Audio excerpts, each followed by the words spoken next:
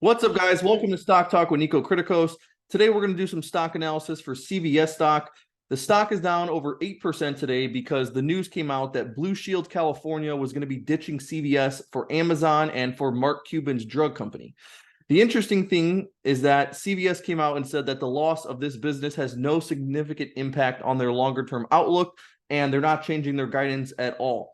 The other thing in this article is that some analysts said that they would be buying the stock, as well as they don't see this turning into any sort of trend where they would be losing more business. So the first thing we're going to look at for my checklist is their revenue. And I gave this one a check because they're pretty much growing revenue pretty consistently at about 10% per year.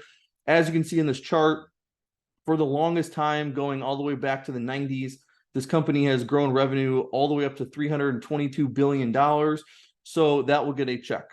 Then we're going to look at their net income. And for net income, it's a little bit more volatile, although I still see a consistent trend here of them growing net income, besides for the year 2018 and 2022, when it dropped pretty significantly. But I would still give this a check, so that one's good to go. Then we get into their price to earnings. This one is kind of confusing because when you look up this chart, it makes it look like it's, trading way higher at 33 times. But really, when you run the numbers, I can't find that. I think it's maybe because of the last quarter, the numbers were off a little bit. A couple quarters back, they lost a bunch of money, and so then 2022 looked like a really weak year.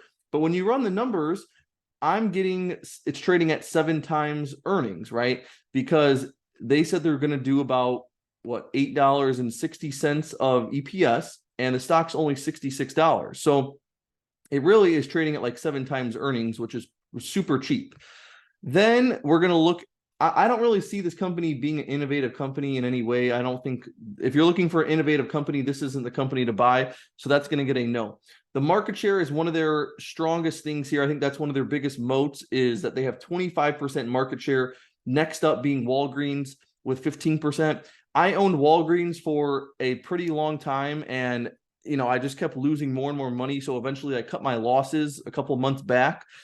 And now looking back at the stock, it's still falling. I think I sold somewhere in the $30 to $35 range, and now it's trading down to 27. So Walgreens has enough problems of their own. They're not very good at I don't know if the management's just doing a bad job or what, but their profit margins, return on capital, all that stuff, their balance sheet, everything is not too good over there. So that's just something to keep in mind. Then we get into their return on invested capital for CVS. It's about 10%. And I put that they've been showing nice improvement in the last couple of years. If we scroll down here, you're going to see that. Let's cancel these out. You're going to see that it used to be higher, right? It used to be up here around the 13 to 16%. Last year it was 10%, but coming up from 2018 when it was at 2%, in the last 5 years they've done a pretty good job growing that number. So that's good. As long as it's over 10%, then I'm happy. That one will get a check. Then we move on to, is the equity growing? This one, again, I like that. I think this balance sheet is much better than Walgreens. And the good thing is that the goodwill is actually down 10 billion, but the equity still grew from 64 billion to 71 billion. I believe that's over the last 3 to 4 years. But then if you look at the last 12 months, the story's a little bit different, because then we're looking at, for this next one, we look at $73 billion of equity with 120 billion in goodwill. So I'll show you here what I mean. Here is the last couple of years, right? We're looking at, let's go back. We're looking at about 64 billion in 2019, and then 64 billion turned into about 73 billion today. So that's like a $9 billion increase, right? So that's the good thing. It grew. Then if we look at the goodwill, we're going to see that the goodwill went from 112 to 102 over that 3-year span. So that's good. But from 102, it went up to 120 or 100. Yeah. I mean, we're talking the last 8 months or the last 6 months, it went from 102 to 120. So that's not too good. It's not a bad thing necessarily. I'm just not a big fan of seeing the majority of their assets in goodwill. I don't like that. I'd rather have it in cash, property, whatever else, some short-term assets, something else besides goodwill, because that's a big chunk of their assets. But then if you look at the equity in the last 12 months, we're looking at a small decrease, but in the last couple of months, it doesn't really matter. We want to see what are they doing year in and year out. So overall, I would say, they're growing equity, and the equity is not over 15% of the market cap if you take out goodwill. So that one we're going to know. Share count decrease, unfortunately not. If we look at this chart, we're going to see that it's kind of volatile. This is not what I would expect for a company like this. You would think it pretty much would just be flat, but it's kind of been all over the place from 2008 to 2017. That had a pretty good trend going there from 1.4 billion to 1 billion. But then, it started moving up to 1.3 billion, and they increased it a little bit. So now we're kind of at this 1.3 billion mark. So that's fine. That's not a huge, deal breaker or anything. And then we go back to the assets and liabilities. It's not 2x liabilities. So most companies don't do that anyways. Profit margin over 10%. This is not one of those companies. Unfortunately, their margins are very slim. That's just how a business is like this. So it's only bouncing between 1% to 3%. That's pretty much like what Walgreens is like too. So that's fine. Cash receivables, we're looking at $45 billion of cash and receivables versus only $4 to $8 billion of income. So that's great. That's fantastic too. That means they're loaded up with cash. We can even check back here. Oh yeah. Okay. So cash and receivables. So that's fine. That's a strong number there. Healthy dividend. Yeah, I put yes, even though right here it does say their payout ratio is 76%. But when you go to the cash flow statement, it doesn't look that way. I think once again, I think the numbers are skewed a little bit just because they were off in the last 12 months or so. If we actually go here, we're going to see that.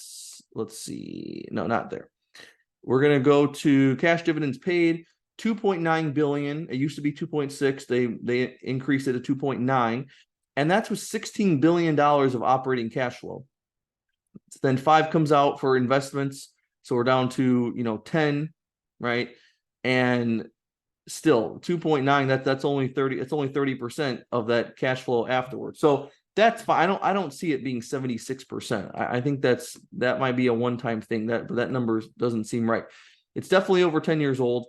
And the free cash flow is growing at about 11% per year. I can show you the chart right here. So free cash flow is good too. Once again, let's go to Walgreens real quick to compare, and you'll see what a mess this company is compared to something like CVS. The other note I put at the top there was that CVS has about a little over 9,000 locations, approaching 10,000. That's also a good thing to know.